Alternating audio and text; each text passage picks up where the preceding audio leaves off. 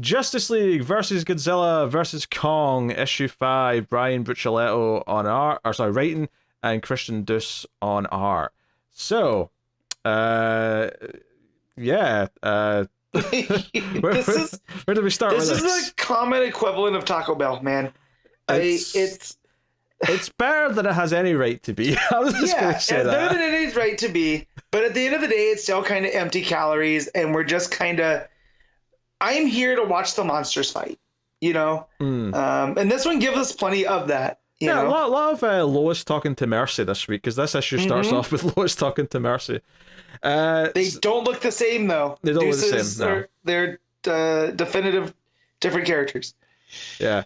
So, yeah, Superman's obviously still in trouble here. He's in the pod, and Supergirl's concerned and wants to go and they will look at all the Monarch data that Mercy's gave them from the Legion of Doom. Cut to Godzilla, a sea monster, and the Kraken fighting next to Atlantis, which is what a lot of the action of this issue is, and it's the various heroes trying to make sure the dome of Atlantis doesn't crack and crumble because the pressure will kill everything. So there's a lot of monster action. So a lot of them try to keep it up. Eventually it does end up, I think it's Godzilla's beam when they're trying to get Godzilla away from him. The beam just comes and smashes the rest of the dome, or makes a hole in the dome at least. And Hal is trying to hold it together with his green light while some people are trying to repair it, and he just can't anymore because he's losing all of his energy. And we get a little guest appearance. Jess, Baz, Guy, and John show up as reinforcements, and they sort of plug in the hole, and like we'll hold it together until the Atlanteans can fix it. So yeah, fun stuff in that main action plot. And then the other stuff that's going on is Oliver Queen is on the boat with the League of Assassins, and they're transporting the monster skull, which we see later on in the issue what they're doing with it. Ra's al Ghul, the dumb son of a bitch, is going to put the monster skull into a giant Lazarus pit.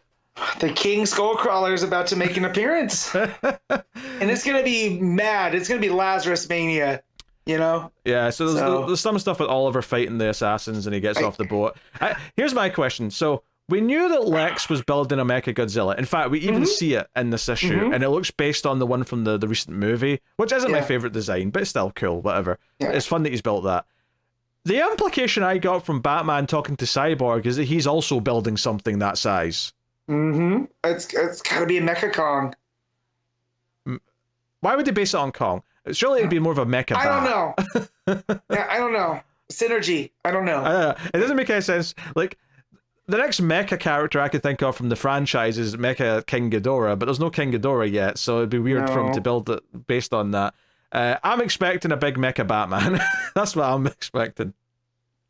Or maybe Superman in honor of his fallen friend who just has been almost killed. Possibly that. Is this because they are looking for Toyman? Are we going to try to get like a composite Batman Superman mech? We've done that before. That's Loeb's Superman Batman. Yeah, that's what I'm saying. So yeah, I don't know what it could be. Yeah, I don't know. Do you know what's so weird is I feel like a lot of the guest characters, because at one point Batman says, "Oh, I've got people working on what we're building," right? And you see like part of like a cannon or something that's going to be on this thing. You see like various characters, Titans, but also Bat Family. Steph is there, and Steph's in her current outfit, her Batgirl outfit with the hood. Babs looks like she's in her regular outfit.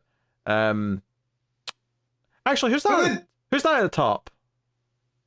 You have Donna, Signal, Batwoman. Is that Batwoman that's sort of right above Batman? Yes. Okay. I will say that's Kate. The art there is a bit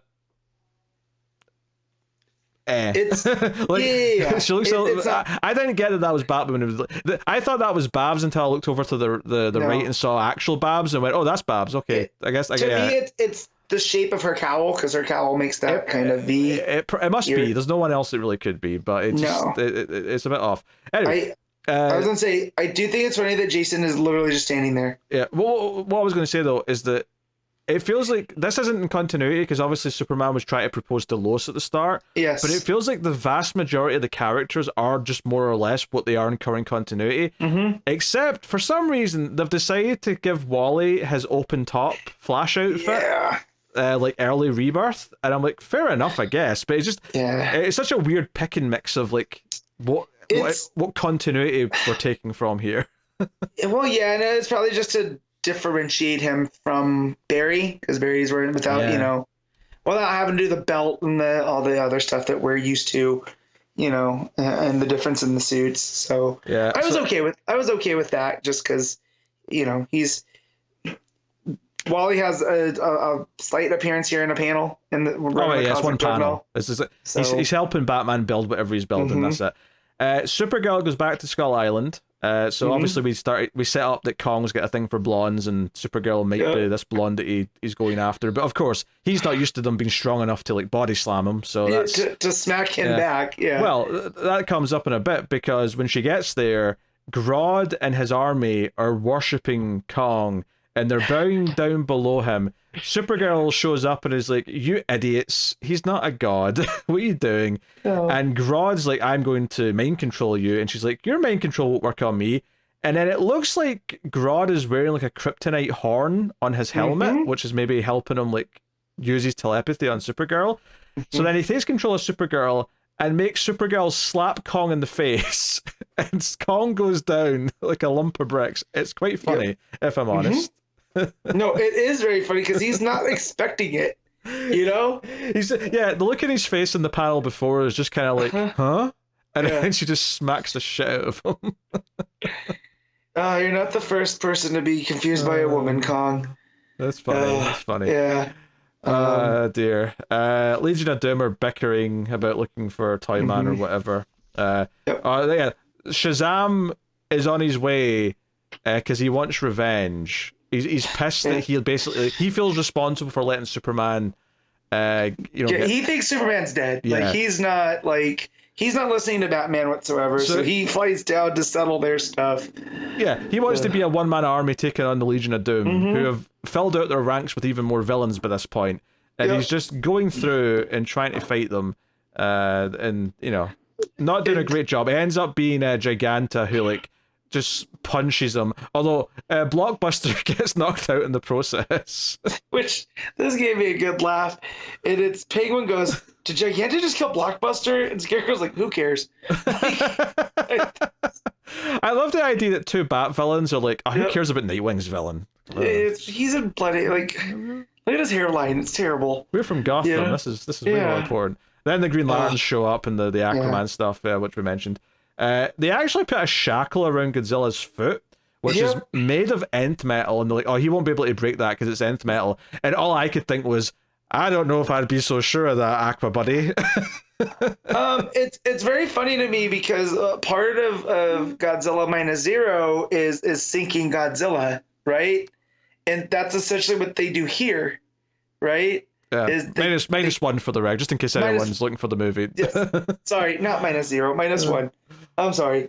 But that's what they do here is that they're pulling him to a deep part of a trench, and then having the Kraken. Also worried about the Kraken because I know, Godzilla is the alpha, creature. But worried about the Kraken here is going to eat a face full of the nuclear breath. But yeah, when they locked the shackle on him, I'm like, oh, okay. I'm glad this is keeping with Godzilla lore that we just gotta keep him down below the water. Yeah, it's interesting because they're learning from the Monarch files that Godzilla is really just trying to restore balance, and because he's not meant to be in this world, he saw Superman as something upsetting the balance, and that's why he went after him. So that tracks with the logic of the recent movies. And they're also going to maybe try and ally with Kong, but Kong might not be trusting after Supergirl beat the shit out of him, so we'll see how that goes. I still never get over Grodd worshipping Kong. It's still one of my favorite things. Oh dear. Mecha Godzilla's at the ready. We get a big full page spread of that. So that's the whole thing.